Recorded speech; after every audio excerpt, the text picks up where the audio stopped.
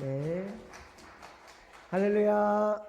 아멘. 하나님께서 우리의 삶 가운데 하나님의 은총으로 가득 채워 주실 줄 믿습니다.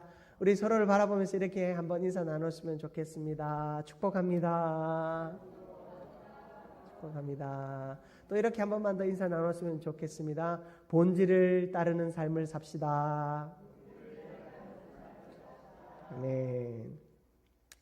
오늘 본문에는 이 복음이 증거되어지고 또 교회가 세워져 아름답게 성장해 가는 과정 가운데 가장 중요한 사건을 기록하고 있습니다. 여러분, 본질이라고 하는 것은 참으로 중요합니다. 그러나 그 본질이 무엇인지 모르는 채 본질을 쫓아가게 되면 가장 심각한 문제에 빠지게 됩니다. 신앙생활의 본질이 무엇일까요? 여러분, 제가 여러분에게 질문하는 겁니다. 신앙생활의 본질이 무엇일까요? 신앙생활의 본질은 예수 그리스도입니다.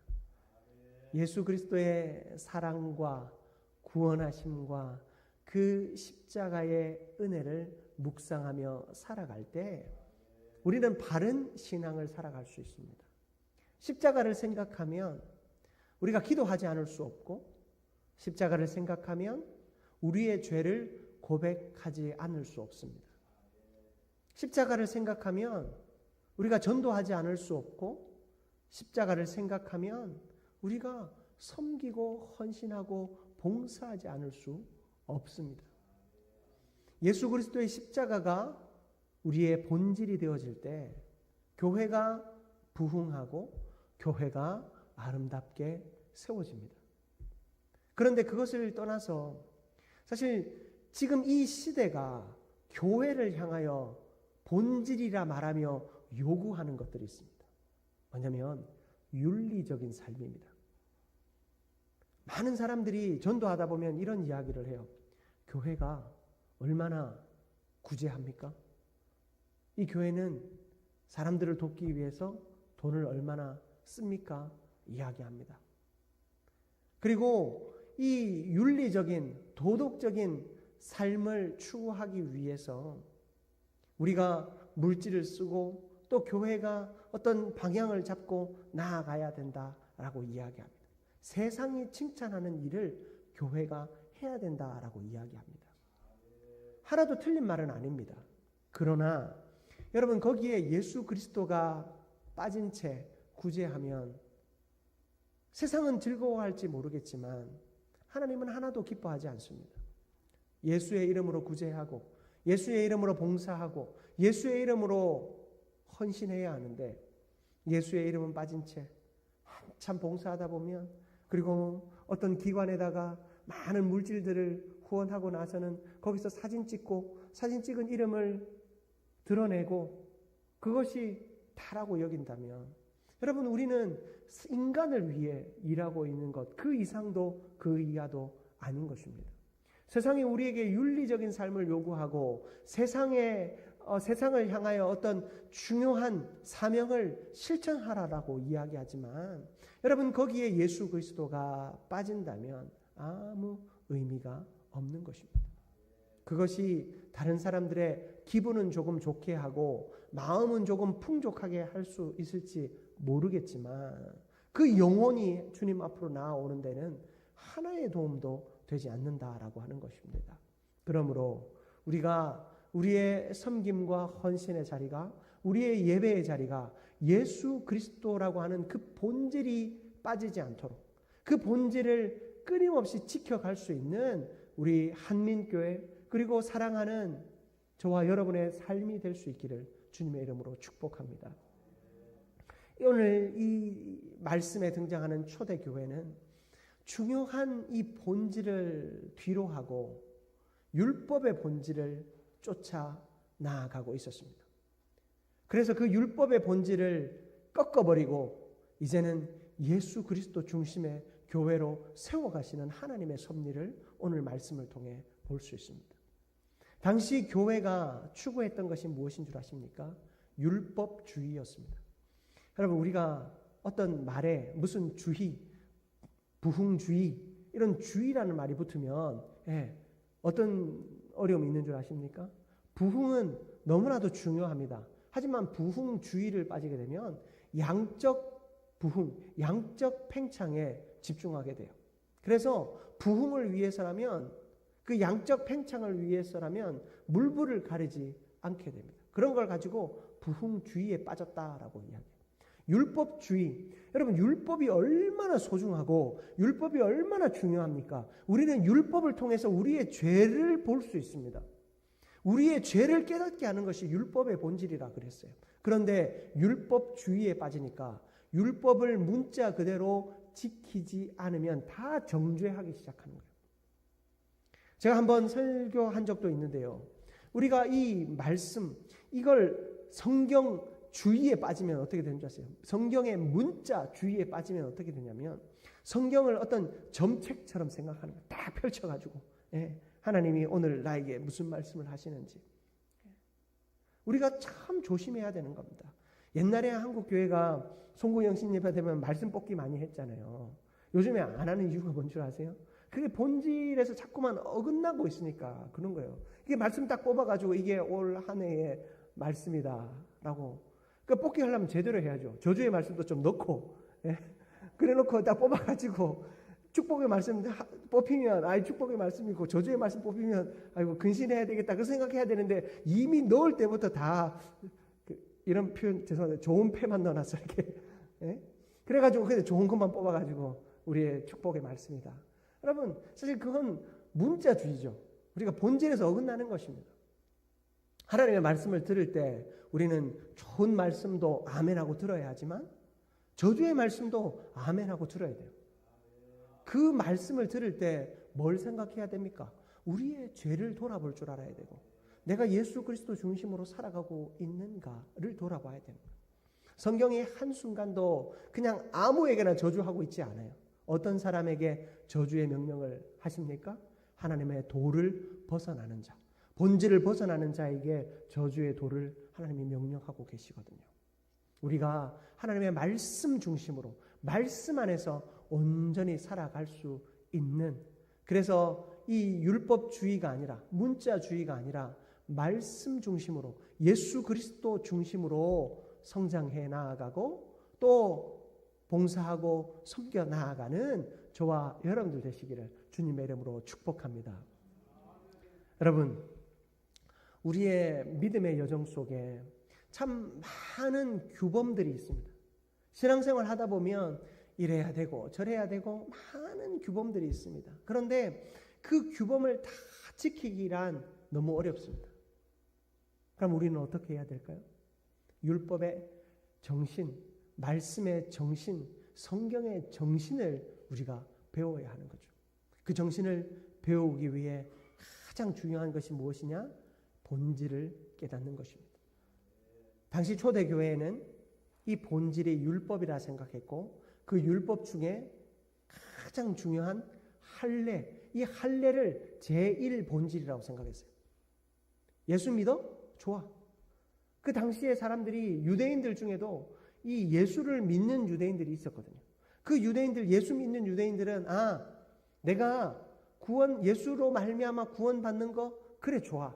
좋은데 한 가지 전제 조건이 있어. 구원받으려면 할례를 받아야 돼. 할례가 무엇입니까? 이스라엘의 백성, 하나님의 백성임을 인증하는 절차가 있어야 된다라고 생각을 했어요. 유대인들은 난지 8일 만에 할례를 받습니다. 그러니까 유대인이라고 하는 이름을 걸고 있으면 좋은 사람이나 나쁜 사람이냐, 정치인이냐, 범죄자냐, 여러분 어떤 사람이든 다 할례를 받고 있어요. 그러니까 나쁜 죄를 졌더라도 할례 받고 있으면 어때요? 예수 그리스도를 믿으면 구원받는 거예요. 그런데 이방인들은 어떻습니까? 그들은 할례 받은 백성들이 아니에요. 할례를 받지 않았기 때문에 그들이 아무리 날고 기어도 예수를 진짜 이 세포 하나하나까지 예수를 믿어도 그들은 구원을 받을 수 없다라고 이야기하는 거예요.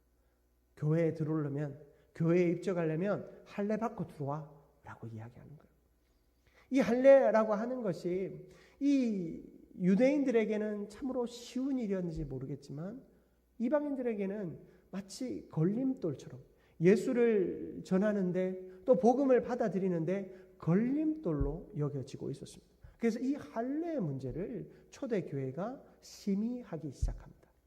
오늘 우리가 읽은 말씀은 그 부분을 이야기하고 있는데요. 이 사도행전 우리가 15절부터 읽었지만 15장 1절부터 14절까지의 말씀을 보면 이 할례의 문제에 대해서 갑론을박 서로 많이 다투고 있습니다. 그러나 이 중요한 문제에 대하여 야고보 사도를 통하여서 잘 결론이 내려지고 있는데 여러분 그 결론이 오늘 어떻게 나고 있는가? 19절 말씀 그리고 20절 말씀 여러분 한번 19절과 20절 말씀을 같이 합독해 보도록 하겠습니다.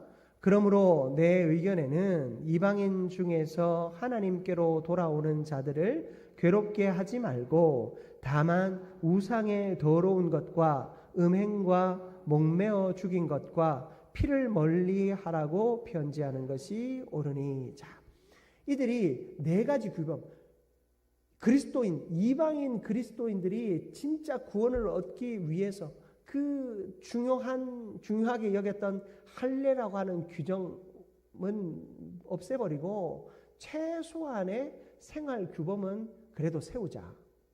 예. 우리가 신앙생활을 하는데 그래도 최소한의 법칙은 있어야 되지 않겠냐. 그 법칙 네 가지를 이야기하는데 바로 우상의 더러운 것과 음행과 목매어 죽인 것과 피를 멀리하는 것. 이 네 가지를 최소한의 규정으로 삼고 이것만은 꼭 지키도록 하자라고 이야기하고 있어요. 이것을 이야기할 때 말씀을 인용하고 있는데 이사야서 말씀을 인용하고 있는데요.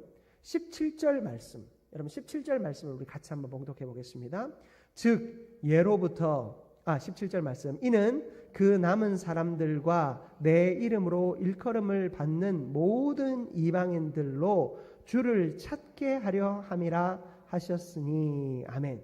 여러분 주를 찾게 하는 것, 이사야 45장 21절 말씀인 이 말씀을 인용하고 있는데 율법의 본질이 뭐냐? 우리가 할례를 받아야 하고 율법을 지켜 살아가야 하는 본질이 뭐냐? 바로 이방인들로 누구를 찾게요? 주를 찾게 하기 위해서. 이방인들로 하여금 예수를 만나게 하는 것이 본질이다라는 것이요. 여러분, 형식은 중요한 것이 아닙니다. 그러나 형식은 필요합니다. 우리가 예배를 드릴 때 예배의 형식이 필요한 이유가 무엇입니까? 예배에 꼭 필요한 것들을 잊어버리지 않게 하는 거예요. 예배는 하나님을 향하여 우리의 헌신을 내어드리는 찬양과 그리고 헌금의 시간이 있습니다. 우리가 우리의 삶을 하나님 앞에 내어드렸으면 하나님으로부터 받는 것이 있어야 되겠죠. 말씀을 듣습니다. 이 본질적인 이 일을 위해서 우리가 예배의 형식을 만들어 놓습니다.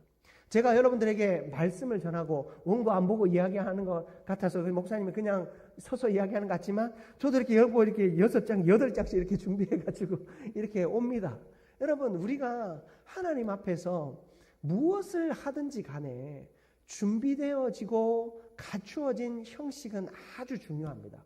그러나 그 형식이 본질을 뛰어넘어서는 안 된다는 것입니다. 그 형식을 위해서 본질이 사라져버리면 우리가 예배하는 의미가 없고 헌신하는 의미가 없고 신앙생활하는 의미가 없는 것입니다. 그러므로 형식은 최소화되어야 하는 것입니다. 성경이 말하기를 그리고 오늘 말씀이 우리에게 이야기하기를 우리는 어떤 형식주의에 빠져서 신앙생활을 해서는 안 되고 복음이 전해져서 그들이 주를 만날 수만 있다면 우리가 많은 것을 포기할 수 있음을 이야기하고 있는 것입니다. 그러나 꼭 포기해야 되지 않아야 하는 네 가지가 있는데요. 바로 무엇입니까? 아까 읽었던 20절의 말씀이죠. 자, 몇 가지만 조금 짧게 살펴보겠습니다.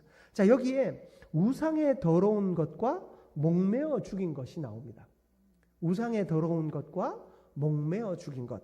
우상의 더러운 것과 목매어 죽인 것은 먹는 것을 이야기해요. 여러분, 우상의 더러운 것 뭐죠? 우리가 제사로 다른 신에게 드려졌던 것을 먹는 것에 대해서 주의하라고 얘기하는 거예요. 이 음식은 누구에게부터 온 겁니까? 하나님으로부터 온 거잖아요. 하나님이 우리에게 주신 거잖아요. 근데 이 하나님께서 주신 것, 하나님으로부터 온 것을 가지고 다른 우상과 귀신을 섬기고 나서 그것을 우리가 먹게 된다면 우리가 죄를 짓는 것이 되죠. 그래서 이 우상에 더러운 것은 먹지 않아야 한다라고 이야기합니다. 그리고 목매어 죽인 것이 무엇입니까? 정상적이지 않은 방법으로 잡은 거 이야기하죠. 참 이걸 보면 어린 시절에 그 개 잡던 시절이 생각이 납니다. 목매어 죽이잖아요. 사실 우리가 그런 것들을 너무 분별 없이 우리가 살아왔던 모습을 생각해 볼 때 참 부끄러운 모습이다 생각이 듭니다. 우리가 우상에 더러운 것, 다른 귀신과 다른 우상에게 바쳐졌던 것을 먹는 것이나 그리고 정상적이지 않은 방법으로 우리가 잡은 것을 먹는 것은 사실 이건 어떻게 보면 윤리적인 부분에서도 잘못된 것을 의미하죠. 성경에 어떤 잣대를 명확하게 갖다 대지 않더라도 세상의 윤리 속에서도 이건 하지 말아야 하는 것입니다. 어떻게 보면 아주 가벼운 원리 원칙이지만 우리가 또한 분명하게 지켜야 할 원리 원칙인 것입니다. 여러분, 최소한의 먹는 것의 원리를 둔 것은 무엇 때문일까요? 마가복음 7장 15절에서 16절 말씀인데요. 제가 한번 봉독해 드릴게요. 무엇이든지 밖에서 사람에게로 들어가는 것은 능히 사람을 더럽게 하지 못하되 사람 안에서 나오는 것이 사람을 더럽게 하는 것이니라. 아멘. 여러분, 사실은 성경은요, 우리가 먹는 것, 무엇을 먹는 것으로 인하여서 문제가 되지 않는다라고 얘기해요. 진짜 문제는 뭐다? 내 속에서 나오는 말과 행동이다라는 거예요. 내 속에 더러운 것이 있어서 그것이 나오는 것이 문제지, 내가 무엇을 먹고 이것이 본질적인 문제는 아니다라고 이야기하고 있는 것입니다. 그래서 최소한의 윤리 규범, 질서를 세우기 위해서 이 정도 이야기하고 있는 것이죠. 우리가 이 형식주의에 빠지게 되면 먹는 것 가지고 자꾸만 싸우고 먹는 것 가지고 자꾸만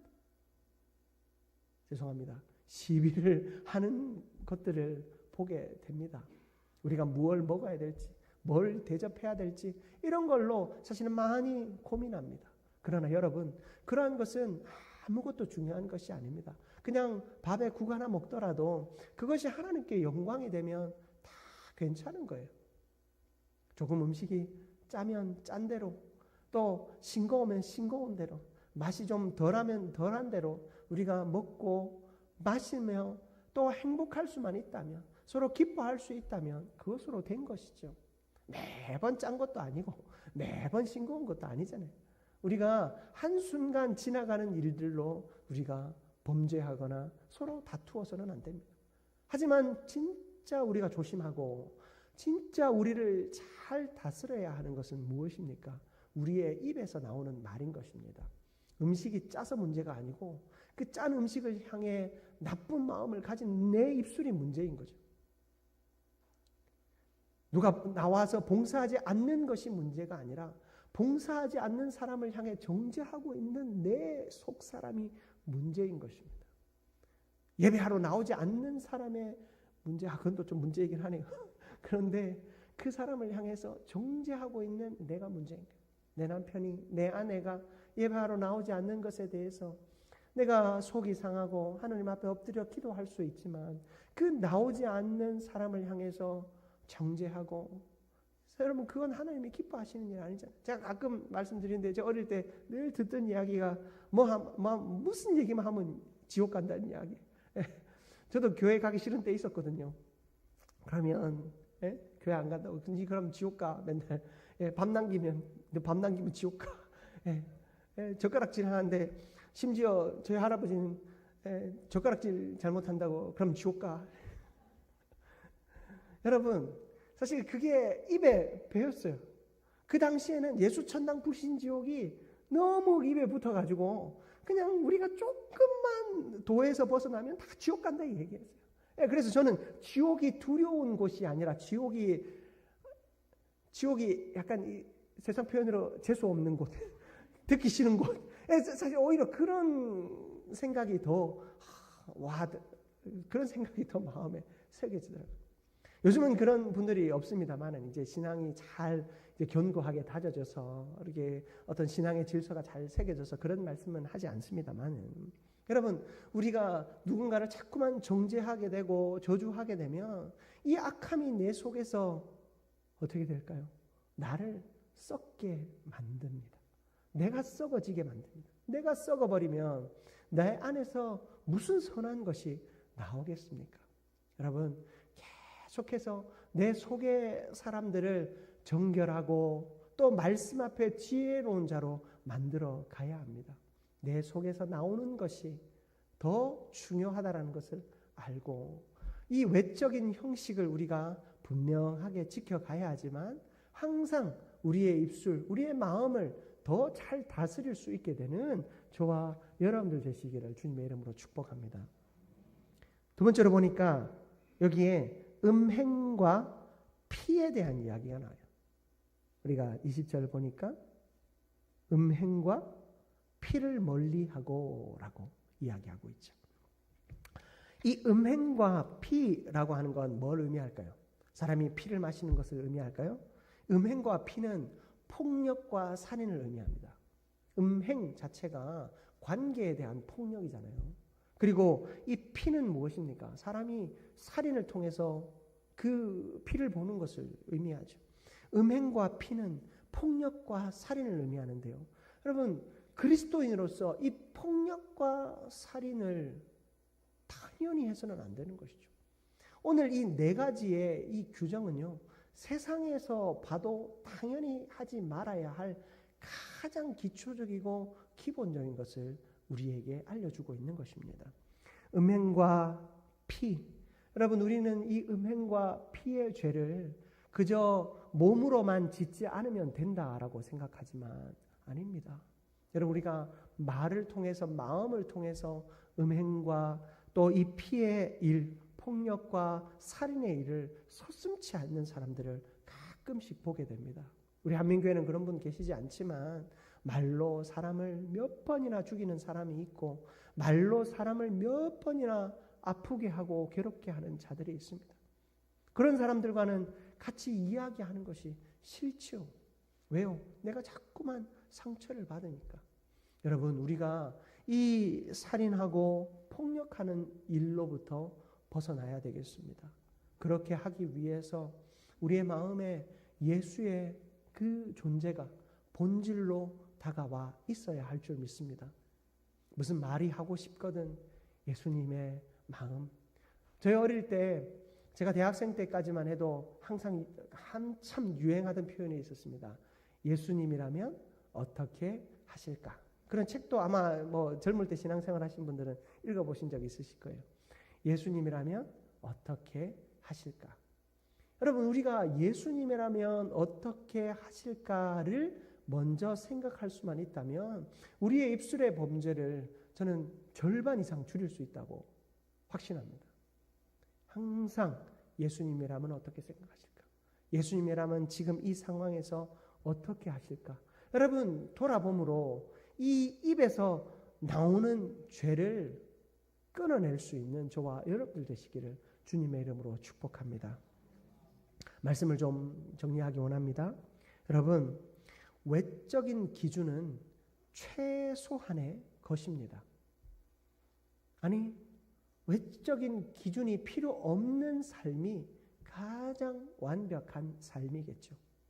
신앙생활 하는데 이건 하지 말고 저건 하지 말고 요건 하지 말고 이런 이야기를 우리가 자꾸 하는 것도 옳은 일이 아닌 것 같습니다. 무언가를 하지 말라 말하기보다 이 일이 복되다, 저 일이 복되다, 요 일이 복되다라고 이야기할 수 있는 저와 여러분들 되기를 축복합니다. 우리가 외적인 기준에 자꾸 사로잡히지 않기를 축복합니다. 믿는 사람이라면 자고로 이래야 돼. 한민교회 다니려면 저래야 돼. 이렇게 봉사하려면 저래야 돼. 사실 그런 기준이 너무 많은 것도 옳지 않아요.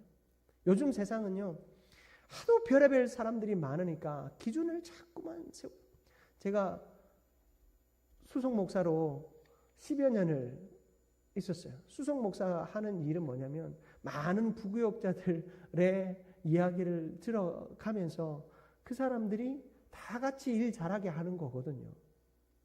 근데 그 모든 사람들이 한 마음 같지 않아요. 저는 그냥 말 안 해도 알아서 잘해줬으면 좋겠는데 그렇지 않은 사람들이 많더라고요. 그리고 어떤 사람은 좀 열심히 하는 사람이 있는가 하면 어떤 사람은 시간만 땡 하면 사라지는 사람도 있고 어떤 사람은 자기에게 주어진 일이 아니어도 열심히 하는 사람이 있는가 하면 어떤 사람은 자기에게 주어진 일도 잘 못하는 사람도 있더라는 거예요. 다양한 사람들이 있다 보니 자꾸만 열심히 하는 사람들이 손해보는 것 같아요. 그러니 규정을 자꾸 만들어 달라고 해요. 이렇게 해달라고, 이런 때는 이렇게 하게 해달라고 규정을 세워달라고. 여러분, 교회가 그 규정을 맞춰놓고 그 규정대로만 하면 100점, 더 할 필요는 없다라고 하면 누가 헌신하겠어요? 그럼 교회에 나와서 말씀을 듣고, 사실 우리가 이 본질의 사명 가운데 어디까지가 복을 받는 자리고 그 다음부터는 추가적인 복을 받는 자리, 여러분 이렇게 정해놓으면 누가 힘들고 어려운 일들을 하겠습니까? 하나님은 우리에게 가장 중요한 예수 그리스도라고 하는 본질을 붙잡고 외적인 요인을 최소화하며 최선을 다해 그 본질을 향해 달려가기를 하나님은 원하시고 계십니다. 여러분, 우리는 그 중심을 지켜갈 수 있기를 축복합니다. 우리 한민교회 성도들이라면, 이 한민교회의 헌신자들이라면 항상 본질을 지켜 달려갈 수 있기를 축복합니다. 여러분들 한순간도 우리가 뒤로 물러서거나 곁눈질하지 마시기 바랍니다. 하나님께서 우리를 온전히 이끌어 나아가시도록, 하나님의 기뻐하시는 삶을 온전히 살아갈 수 있도록 본질을 잘 지켜 승리하는 저와 여러분들 되시기를 주님의 이름으로 축복합니다.